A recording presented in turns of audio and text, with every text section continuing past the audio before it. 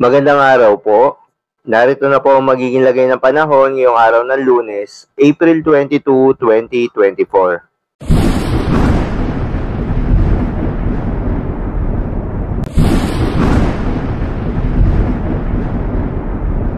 Sa kasalukuyan na tayo sa pag-asa, patuloy pa rin nag-e-extend itong ridge ng high pressure area sa eastern section ng Northern Luzon.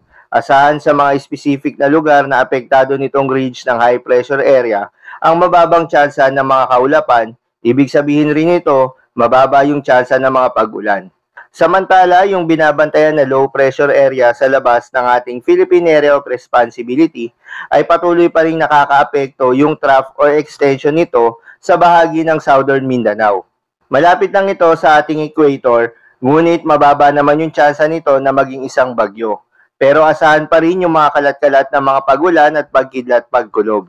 Inaasahan rin na sa mga susunod na oras o within the day, posible nang malusaw itong nasabing low pressure area.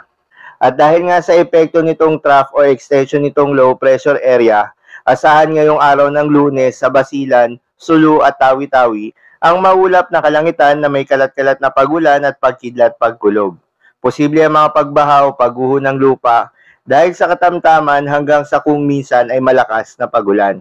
Habang sa Metro Manila at iba pang bahagi ng bansa, asahan pa rin ang mainit at malinsangan na panahon lalo na sa tanghali.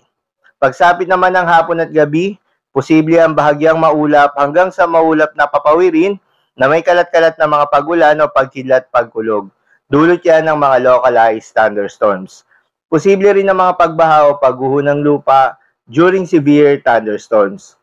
Pinag-iingat po yung mga kababayan natin sa mga posibleng banta ng pagbaha o pagguho ng lupa, lalong-lalo na sa mga lugar na inuulan na noong mga nakaraang araw pa. Para naman sa lagay ng mga dagat baybayin, ayon sa pag-asa ay wala namang nakataas na gale warning sa anumang seaboards ng ating bansa.